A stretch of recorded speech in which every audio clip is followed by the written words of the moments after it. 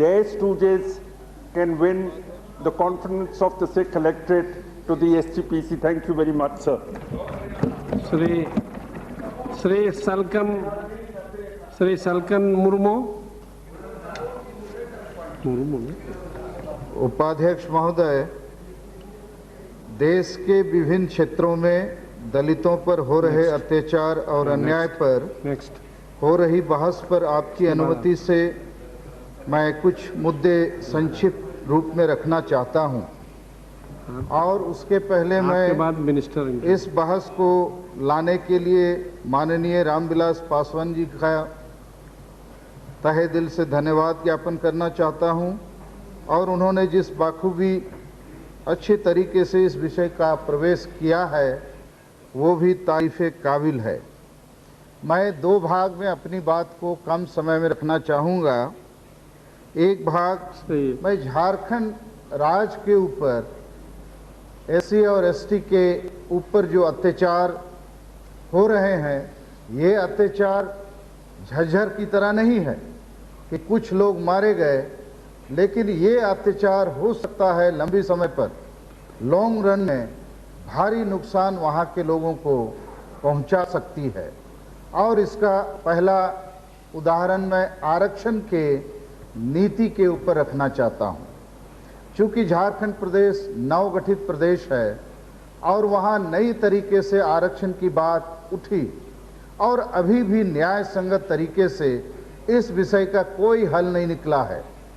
झारखंड एक ऐसा प्रदेश है जहां एससी, एसटी, बीसी और ओबीसी की आबादी लगभग 90% है, और पूरे देश में साधारणतः जो औसत है कि एसटी 7.5%, एससी 14% और बीसी या ओबीसी मिला के 27%, तो ये सारे का योग होता है 49.5%, और उसी आधार से 50% से ज़्यादा आरक्षण ना देने की एक बात समझ में आती है।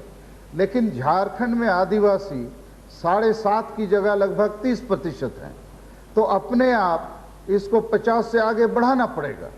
और आज की परिस्थिति में हम लोग संसद में विचार कर रहे हैं कि राजस्थान में अगड़ी जातियों को आरक्षण दिया जाए आर्थिक आधार पर, लेकिन झारखंड की परिस्थिति, यदि वहाँ 90% लोगों को आप 50% देंगे तो उनको न्याय नहीं मिलेगी, क्योंकि आरक्षण का उद्देश्य ही है कि जो लोग सामाजिक और शैक्षणिक रूप से पीछे रहे हैं उनको आगे बढ़ाना। और जिस राज्य में इनकी आबादी इतनी ज़्यादा है उनको आप कम कैसे करेंगे, जबकि इसी देश में तमिलनाडु जैसे राज्य में अभी भी 69% आरक्षण जारी है। और इन कारणों से झारखंड में वहाँ जो सरकार आज चल रही है उसने 73% आरक्षण घोषित कर दिया, और उस घोषित आरक्षण को अब कर दिया 50। अब इससे वहाँ भारी असंतोष है। लेकिन दुर्भाग्य की बात यह है कि शासक दल के साथ तो ये हो रहा है, उसकी कोई पॉलिटिकल विल नहीं है कि वहाँ के लोगों को आरक्षण के तरीके से एससी, एसटी, ओबीसी को न्याय दिया जाए। लेकिन दुर्भाग्य की बात ये भी है कि जो प्रमुख विपक्षी दल हैं, चाहे वो कांग्रेस हो या झारखंड मुक्ति मोर्चा, ये भी नहीं चाहते हैं। तो 73 से 50 हो गया। अब तक किसी पार्टी ने इस पर ना कोई हैतोबा मचाई, ना कोई आंदोलन किया, ना असेंबली में इसके लिए लड़ाई झगड़ा या कोई बात हुई। तो मुझे लगता है ये उस राज्य के लिए दूरगामी रूप से एक बहुत बड़ा अत्याचार एससी, एसटी, ओबीसी के साथ होने वाला है। अब वहाँ जो असंतोष अब खड़ी हो गई है, तो वहाँ की सरकार अब लाठी और बंदूक से जो जनतांत्रिक आंदोलन है, जो लोगों की आशा और अभिलाषा है, उसको दबाने का काम कर रही है। अब नक्सलाइट के नाम पर आदिवासियों को मार रही है। तो ये जो कार्रवाई है इसको रोकना पड़ेगा, और मुझे लगता है इस मामले पर केंद्र सरकार को भी हस्तक्षेप करना पड़ेगा, और इस संसद को भी, क्योंकि संसद ने केंद्र सरकार की अनुशंसा पर इस नए राज्य का गठन किया है, और उस राज्य के लोगों की आशा और अभिलाषा जो आज पूरी नहीं होगी, तो वहाँ धीरे धीरे जो राज्य में इतना पोटेंशियल है सब प्रकार का, चाहे खनिज का हो, वन का हो, जल का हो या जन संपदा का हो, वहाँ बहुत बड़ा गोलमाल हो सकता है।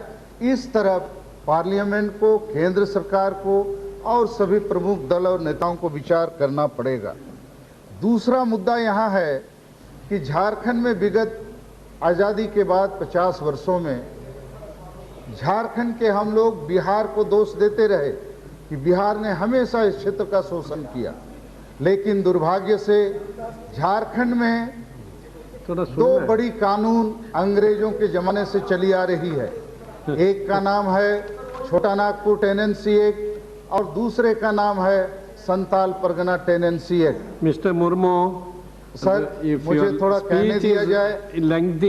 I am not making lengthy. I am speaking only fact. Only I am only telling you. Sir, these are the issues which if you needed want to be more repeated. time, like Mr. Manji, is if you want. I agree. I know thing can we are go on. having time constraint. Yes. But I think these are the issues which needed to be.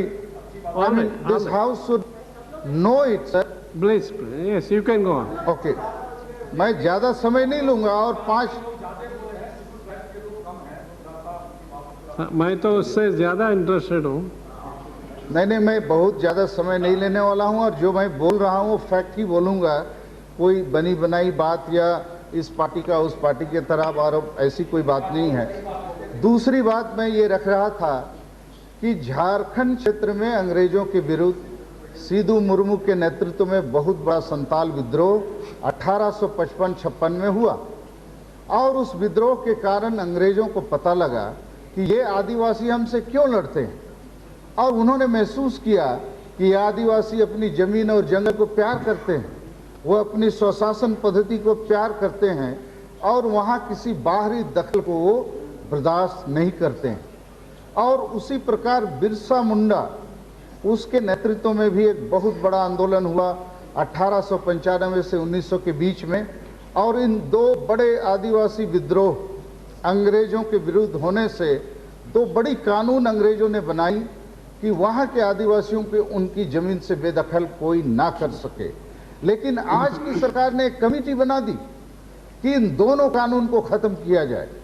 अब ये कानून खत्म हो जाएंगे तो वहाँ आदिवासी और मिलेगा नहीं, उसकी तमाम जमीन को लोग हड़प लेंगे, खरीद लेंगे। आज दोनों कानून है, इसके बावजूद लाखों हेक्टेयर जमीन उनकी छीन ली गई है। सरकारी पदाधिकारी बेईमानी करके वो जमीन को हस्तांतरित कर चुके हैं और उन जमीनों को अभी वापस लेना चाहिए, आदिवासियों को वापस देनी चाहिए, लेकिन सरकार इस मुद्दे पर कुछ नहीं कर रही है। बल्कि सरकार ने अपना एक नया षड्यंत्र शुरू किया है कि हम इन दोनों कानून को ही खत्म कर दें। यदि ऐसी स्थिति आएगी तो समझ लीजिए झारखंड से आदिवासी और मिलेगा नहीं। दूसरा एक बहुत बड़ा विपदा वहाँ ये आई है कि जंगलों से भी आदिवासियों को भगाओ।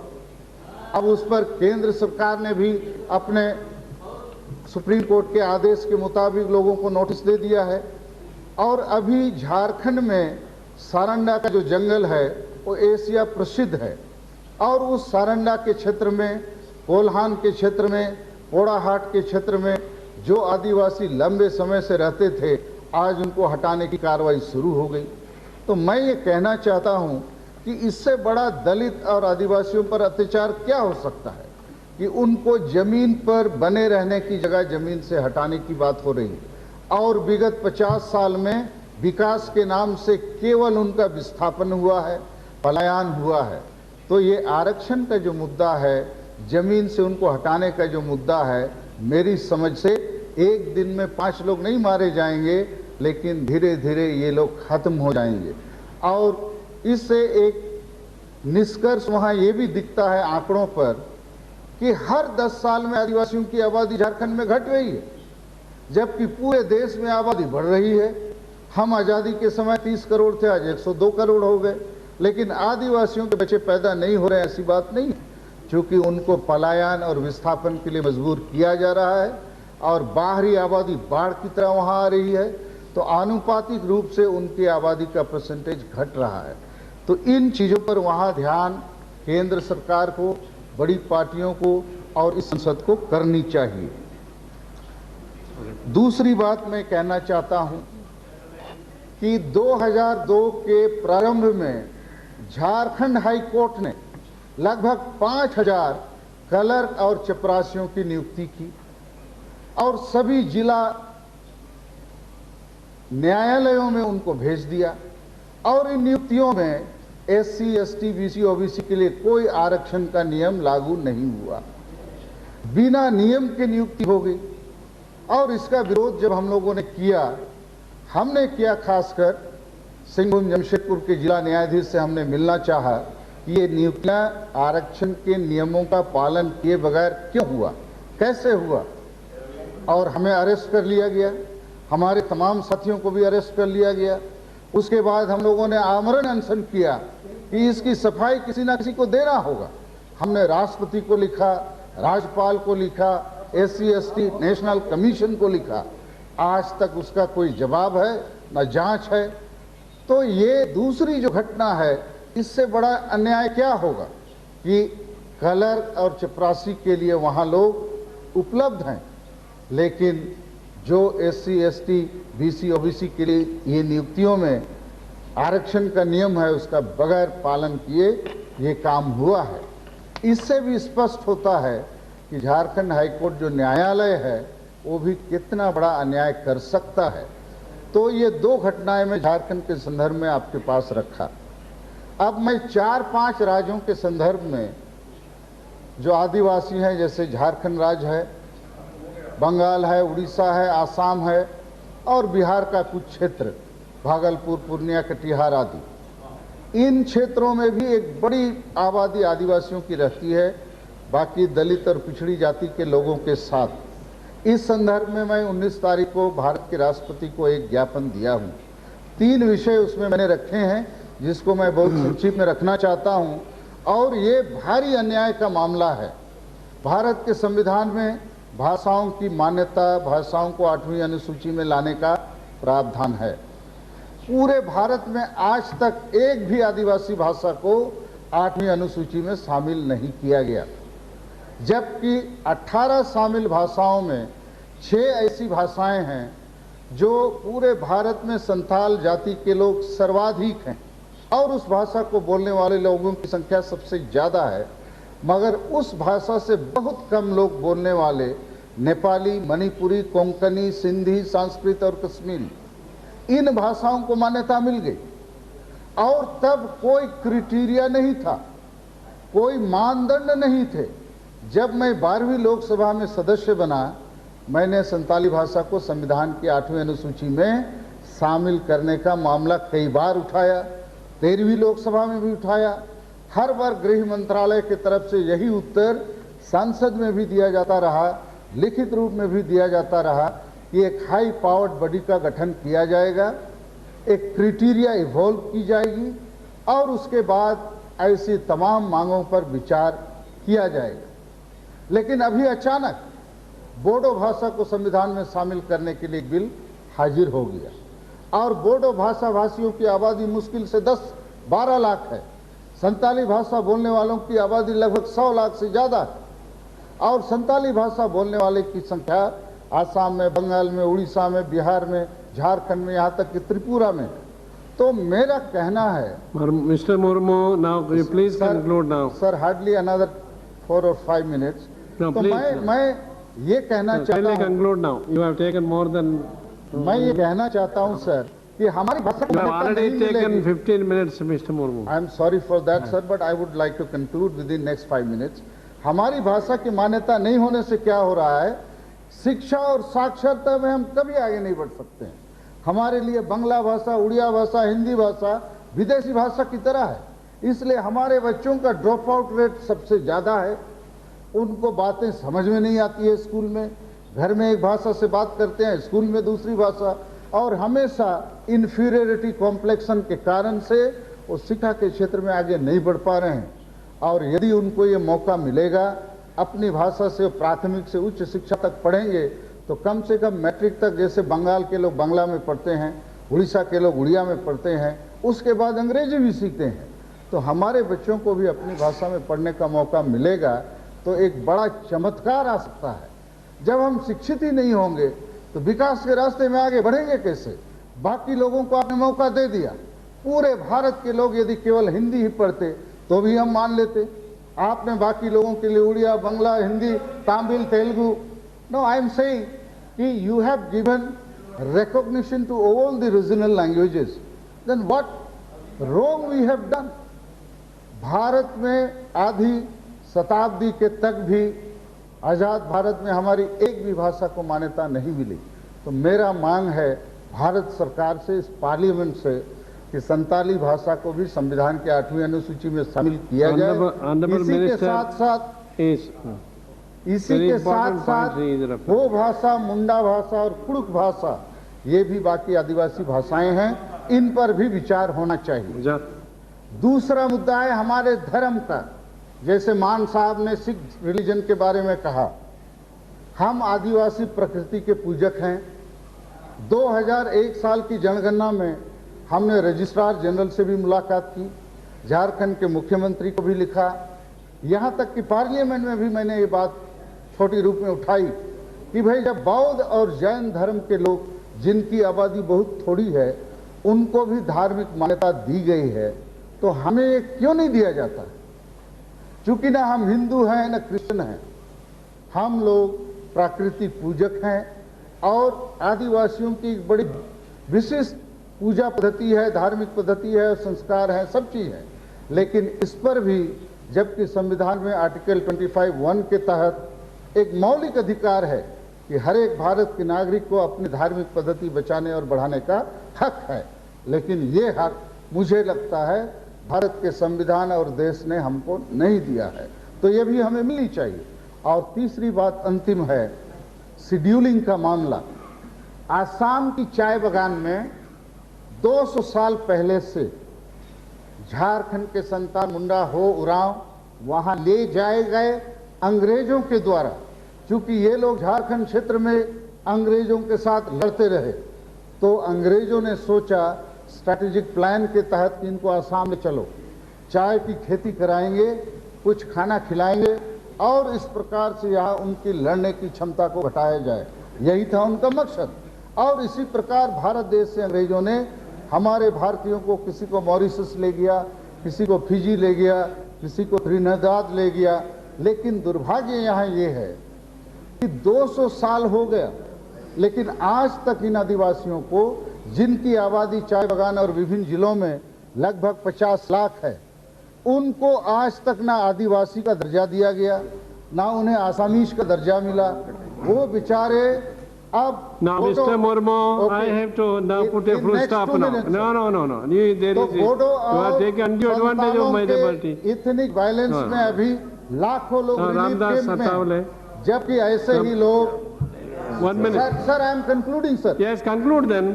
ऐसे ही लोग फिजी या मॉरिशस में न केवल उस देश के नागरिक बने, वहां राष्ट्रपति और प्रधानमंत्री के दर्जे को भी प्राप्त कर रहे हैं।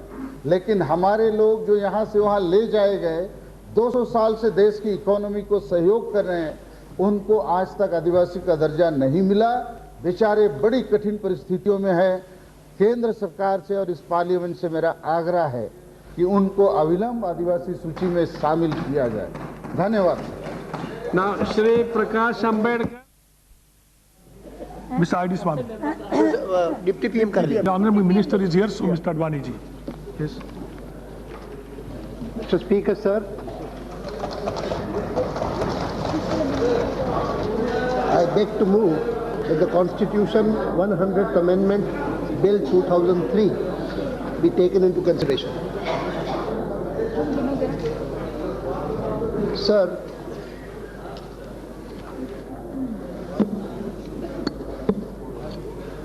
this bill by itself is confined to amending the 8th schedule of the Indian Constitution, which lists the recognized languages.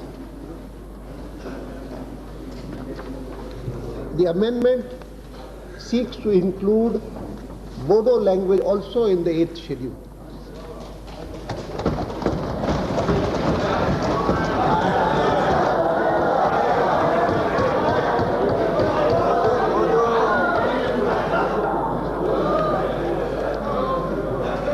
there has been a demand for the inclusion of this language. There's also a demand for the inclusion of several other languages in the 8th schedule, including one just named by the opposition member, Santhali. And so far as the other languages are concerned, I'll say a few words about it. But so far as Bodo is concerned, this inclusion of the Bodo language in the schedule is in pursuance of a very valuable memorandum of settlement arrived at between the representatives of the Bodo community, the Assam state government, and the government of India some time back. And as a result of which, only a few days back, there was a massive gathering in Assam, in which the Chief Minister of Assam also was present. And those who were members of the Autonomous Council set up under that settlement, they also were sworn in, and the feeling of joy among all was so widespread. They laid down their arms, they handed over arms, and there was a feeling that peace has come to the area and harmony had come to the area. And part of the settlement was also that the government of India would consider inclusion of the Bodo language in the 8th schedule. And on this occasion, two senior members from the opposition, Priyaranjan Das Munshi and Basudev Acharya, gave notice that Santhali also should be included. We considered, the government considered the whole thing, and we have included 3 other languages, Santhali, Maithili and Dogri. And this amendment will be there as an official amendment very shortly. At the present point of time, so far as the bill is concerned, it refers to Bodo, and I commend this bill to the House for unanimous acceptance. The honourable members, this is a constitutional amendment, and I would like to request the honourable members who want to speak to be as brief as they can, because at 4:30 there is a compulsion for starting the another resolution, and therefore at 4:30 I would like to take the voting on this. Anadi Sahu, yes. Thank you, sir. Speaker, sir, it is a welcome vote for inclusion of the Bodo language in the 8th schedule. As has been indicated, sir, it is the memorandum of settlement which has brought about peace in Assam and particularly in Bodoland. And Mr. Basmatiari, who had been championing the cause, is the person who had taken lots of steps in this thing, and the Deputy Prime Minister had started this thing. Now, sir, there is peace and harmony in that area. Sir, as the Deputy Prime Minister has said, other languages are to be included in the 8th schedule. When the Constitution was drafted, sir, 14 languages were taken, but the objective reason for which those 14 languages had been taken had not been indicated. At a later stage, 4 languages were taken. Now it is necessary that other languages also should be taken in, like the Bodo which has come. The Santhali also has to be taken in, because Santhali is a very rich language with a script of its own. Pandit Raghunath Murmu from Mayurbhanj district of Odisha had started this thing, and there are lots of people in Odisha, Jharkhand, West Bengal who speak Santhali, and a very rich language for that matter, sir. You would kindly appreciate, sir, Santalis are a proud and good people. You will find mention of the Santalis in Harsh Charit of Banabhat. Long back it had been indicated there. And they deserve also some consideration now. And the Bodo language, which has been in the Devanagari script, is a very good innovation and necessary. I would suggest, sir, whichever languages are being taken up now in the 8th schedule should be in the Devanagari script, because that will be a cementing bond for all the people of India. And I support this Constitution Amendment Bill, sir. Thank you. Murmu. Mr. Murmu. Speaker, sir, मैं भारत के तमाम संतालों की तरफ से और भारत के तमाम आदिवासियों की तरफ से भारत के प्रधानमंत्री, उप प्रधानमंत्री और इस सदन का संतालों की तरफ से, आदिवासियों की तरफ से आभार प्रकट करता हूं। और आज का दिन बड़ा ऐतिहासिक दिन है, क्योंकि भारत में 18 भाषाओं को मान्यता दी गई थी, उसमें एक भी आदिवासी भाषा नहीं था। आज पहला दिन है कि बोडो भाषा और संताली भाषा के रूप में 2 आदिवासी भाषाओं को मान्यता मिल रही है। और इसकी मान्यता से आदिवासियों के बीच में शिक्षा का प्रचार और उनके बीच जो ड्रॉप आउट रेट है, ये सब खत्म होगा और मुझे लगता है कि आगे बढ़ने का हमें एक बड़ा अवसर मिलेगा। और हम लोगों ने हाल में भारत के राष्ट्रपति और विरोधी दल के नेता को भी मिला और मैं इस पार्लियामेंट को बहुत धन्यवाद देना चाहता हूं, संताली में 2 शब्द बोलकर कि तेहें भारत रिन संताल से खोज नोआ पार्लियामेंट, नोआ सरकार, अडिग गुण मनाव सरहाव और जोहार। धन्यवाद।